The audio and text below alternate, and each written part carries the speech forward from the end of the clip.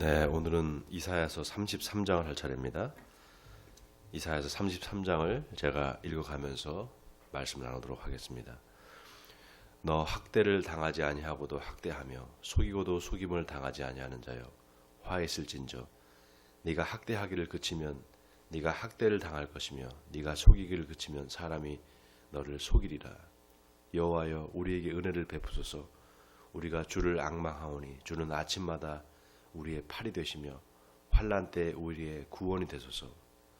요란한 소리로 말미암아 민족들이 도망하며 주께서 일어나심으로 말미암아 나라들이 흩어졌나이다. 황충의 때같이 사람이 너희의 노량물을 모을 것이며 메뚜기가 뛰어오름같이 그들이 그 위로 뛰어오르리라. 여호와께서는 지극히 존귀하시니 그는 높은 곳에 거하시며 정의와 공의를 시온에 충만하게 하심이라. 내 시대에 평안함이 있으며 구원과 지혜와 지식이 풍성할 것이니 여호와를 경외함이 내 보배니라. 네, 이사야서 33장은 역사적인 사건을 근거로 하고 있습니다. 남유다의 히스기야 왕 시대에 산헤립이 예루살렘을 침공해온 사건을 배경으로 하고 있는데요. 이사야 선지자는 이때 히스기야 왕에게 하나님을 의지하라. 사람을 의지하지 말고 하나님만 의지하라. 내가 하나님께서 이스라엘 백성들을 지키실 것이다. 이렇게 이사야 선지자는 히스기야 왕에게 하나님께서 보여주실 것을 선포를 합니다. 자, 그 내용을 배경으로 하고 있는데요. 이사야 선지자의 이 말 가운데 한 가지 우리가 좀 주목해서 봐야 될 것이 2절입니다. 여호와여 우리에게 은혜를 베푸소서. 우리가 주를 앙망하오니 주는 아침마다 우리의 팔이 되시며 환난 때에 우리의 구원이 되소서. 여러분, 이 말씀이 참 은혜롭지 않습니까? 여호와여 은혜를 베푸소서. 여러분, 우리 하나님의 백성들이 살아가는 방식은 하나님이 은혜를 주시고 그 은혜를 힘입어서 이 세상을 살아가는 것입니다. 은혜가 없이는 우리가 살아갈 수가 없습니다. 여러분, 왜 은혜가 중요한가? 하나님께서 주시는 은혜를 우리가 힘입지 않으면 이 세상에서 우리가 멸망당할 수밖에 없습니다. 여러분, 지금 이 세상이 움직이고 있고 이 세상이 돌아가고 있는 가장 큰 이유가 뭔지 아십니까? 바로 하나님의 사랑과 은혜 때문입니다. 하나님께서 그 은혜를 베푸시지 않고 하나님께서 우리를 사랑하시지 않는다면 아마 이 세상은 벌써 멸망당하고 없어졌을 겁니다. 하나님께서 오래 참으심으로 우리의 허물과 죄를 다 용서하시고 계속해서 우리를 지켜보시고 또 우리에게 은혜를 주시기 때문에 우리가 이렇게 살아있는 줄 믿습니다. 지금 보십시오. 얼마나 많은 사람들이 참 그 고통을 받습니까? 여러 가지 질병 때문에 또 환경으로 인해서 환경의 재앙으로 인해서 많은 사람들이 고통을 받잖아요. 그럼에도 불구하고 계속해서 사계절이 돌아갑니다. 봄이 오고 여름이 오고 가을이 되고 또 겨울이 옵니다. 그래도 지구가 지금 제 기능을 하고 있기 때문에 이렇게 계절이 바뀌는 거예요. 어느 순간 지구가 그 기능을 멈춰버리면 이제 우리는 다 이 세상에서 멸절되고 말 것입니다.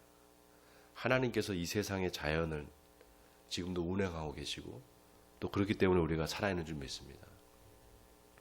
자, 여기 7절로 넘어갑니다. 보라, 그들의 용사가 밖에서 부르짖으며 평화의 사신들이 슬피 곡하며 대로가 황폐하여 행인이 끊어지며 대적이 조약을 파하고 성읍들을 멸시하며 사람을 생각하지 아니하며 땅이 슬퍼하고 쇠잔하며 레바논은 부끄러워하고 마르며 샤론은 사막과 같고 바산과 갈멜은 나뭇잎을 떨어뜨리는도다.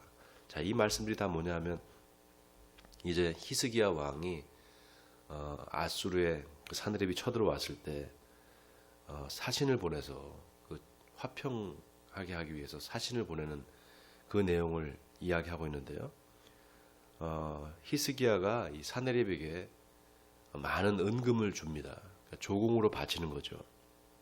그래서 결국 이 히스기야가 이제 이 사네립의 위험에서부터 이제 벗어나게 되는데요. 근데 그걸로 끝나는 게 아니라 다시 이 아수르가 쳐들어옵니다. 그래서 결국은 어떻게 되느냐? 하나님께서 이 아수르를 그 아수르의 병사들을 이 천사가 쳐서 완전히 괴멸을 시킵니다. 그래서 하나님께서 이스라엘을 이제 완전히 구원해 주시는데요. 이 사건이 참 놀랍고도 정말 하나님께서 전능하신 하나님이시고 하나님의 얼마나 그 전능한 힘이 놀라운가를 우리가 성경을 통해서 알 수가 있는데요. 결국 이 사건을 통해서 우리가 깨달아야 되는 것은 우리가 사람을 의지하지 말고 하나님을 의지해야 된다는 것입니다. 지금 여기 용사가 밖에서 부르짖으며 평화의 사신들이 슬피 곡하며, 이 말은, 이 평화의 사신이라는 말들은 누구냐 하면은 바로 히스기야 왕이 이제 그 아수르에 가지고 간 곡물을 가지고 가는데요. 그 가지고 간 사신들을 얘기하는 겁니다. 근데 그렇게 사신들을 보내고 화친을 선언하고 조약을 맺었어도 결국은 이제 다시 쳐들어온단 말이죠. 그러니까 결국 사람을 의지하면 안 되고 하나님만 의지해야 된다는 겁니다. 여러분, 이 히스기야가 이 곡물을 다 갖다 보내고 또 은금을 보내고 약속을 맺고 그렇게 하면 뭐합니까? 결국은 또 다시 쳐들어오는데요. 이게 참 사람을 의지해서는 안 된다는 거죠. 여러분, 지금 우리나라의 실정도 마찬가지입니다. 우리가 누구를 의지하겠습니까? 하나님을 의지해야 됩니다. 이 세상에 어떤 것도 의지할 곳이 없습니다. 지금 이 세상에서 의지할 곳은 오직 하나님밖에 없는 줄 믿습니다. 자, 13절 읽겠습니다. 너희 먼 데에 있는 자들아, 내가 행한 것을 들으라. 너희 가까이에 있는 자들아, 나의 권능을 알라. 시온의 죄인들이 두려워하며 경건하지 아니하는 자들이 떨며 이르기를, 우리 중에 누가 삼키는 불과 함께 거하겠으며 우리 중에 누가 영영이 타는 것과 함께 거하리요 하도다. 오직 공의롭게 행하는 자, 정직히 말하는 자, 토색한 재물을 가증히 여기는 자, 손을 흔들어 뇌물을 받지 아니하는 자, 귀를 막아 피 흘리는 꾀를 듣지 아니하는 자, 눈을 감아 악을 보지 아니하는 자, 그는 높은 곳에 거하리니 견고한 바위가 그의 요새가 되며 그의 양식은 공급되고 그의 물은 끊어지지 아니하리라. 네, 이 이사야서 33장의 가장 중요한 구절들이 13절부터 16절까지입니다. 자, 하나님은 어떤 분이신가? 하나님은 공의로우신 분이라는 겁니다. 하나님은 정의로우신 분이라는 거예요. 자, 사람들이 그 하나님, 타는 불과 같은 그 하나님, 공의의 불을 뿜으시는 그 하나님과 어떻게 함께 거하겠느냐, 이렇게 말한다는 거예요. 무서워서 함께 같이 있지 못한다는 거죠. 근데 보세요, 참 어리석은 게, 하나님의 그 공의로움은 누구에게 그 불을 바라는가? 바로 악인들에게 불을 바라는 것입니다. 하나님은 의인을 지키시고 악인들은 심판하시는 하나님이십니다. 그러니까 하나님을 두려워한다는 것은 우리 마음속에 죄가 있기 때문이지 하나님을 두려워할 이유가 하나도 없습니다. 우리 마음에 정직이 있고 우리가 공의를 행하고 있다면 하나님을 두려워할 이유가 없겠죠. 자, 그래서 하나님께서 구원하시는 자는 어떤 사람인가? 오직 공의롭게 행하는 자, 정직히 말하는 자, 토색한 재물을 가증히 여기는 자, 손을 흔들어 뇌물을 받지 아니하는 자, 귀를 막아 피 흘리려는 꾀를 듣지 아니하는 자, 눈을 감아 악을 보지 아니하는 자. 자, 여기 이 15절이 참 기가 막힌 구절입니다. 하나님께서 어떤 사람들을 구원하시는가? 바로 이런 사람들을 구원하신다는 거죠. 자, 그래서 그 구원하신 백성들을 하나님께서 어떻게 하시는가? 17절부터 보겠습니다. 내 눈은 왕을 그의 아름다운 가운데서 보며 광활한 땅을 눈으로 보겠고 내 마음은 두려워하던 것을 생각해내리라. 계산하던 자가 어디 있느냐? 공세를 계량하던 자가 어디 있느냐? 망대를 계수하던 자가 어디 있느냐? 네가 강포한 백성을 보지 아니하리라. 그 백성은 방언이 어려워 네가 알아듣지 못하며 말이 이상하여 네가 깨닫지 못하는 자니라. 우리의 절기의 시온성을 보라. 내 눈이 안정된 처소인 예루살렘을 보리니 그것은 옮겨지지 아니할 장막이라. 그 말뚝이 영영이 뽑히지 아니할 것이요 그 줄이 하나도 끊어지지 아니할 것이며 여호와는 거기에 위엄 중에 우리와 함께 계시리니 그곳에는 여러 강과 큰 호수가 있으나 노젓는 배나 큰 배가 통행하지 못하리라. 자, 21절에 여호와는 거기에 위엄 중에 우리와 함께 계시리니 임마누엘의 하나님이시죠. 하나님은 우리와 함께 하시는 하나님이십니다. 자, 바로 하나님이 계신 그 시온성, 그 시온에서 다스리시는 분, 바로 하나님을 말씀하시는 거고요. 또 하나님께서 보내신 예수 그리스도, 이 땅에 오셔서 하나님의 나라를 선포하시고 지금도 역사하셔서 우리와 함께 거하시는 바로 예수님, 그 예수님을 우리가 보게 될 것이라는 겁니다.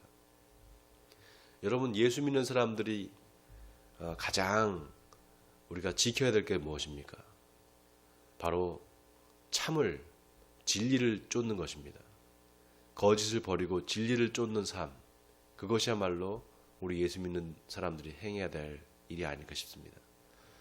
여러분, 하나님께서 가장 싫어하시는 것은 바로 거짓말입니다. 거짓을 제일 싫어하세요. 근데 우리가 그 거짓을 자꾸 우리 마음으로 받아들이고 또 그것과 타협하려고 합니다. 그런 사람들은 하나님의 나라에 합당한 사람들이 아닙니다.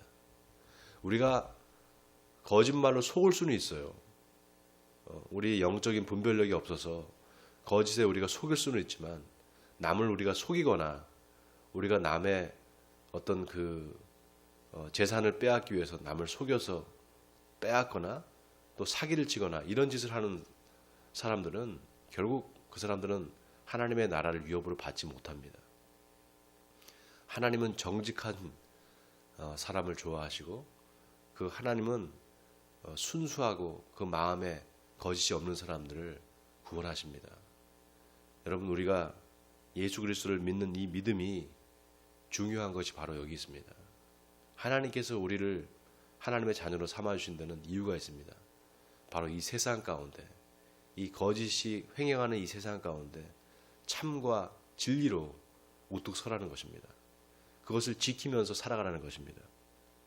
자, 오늘 하나님께서 우리에게 주시는 말씀을 여러분 기억하시기 바랍니다. 하나님은 공의의 하나님이시고 정의의 하나님이십니다. 그렇기 때문에 하나님의 백성인 우리에게 정의롭게 살아라, 공의롭게 살아라, 이런 명령을 내리시는 것입니다.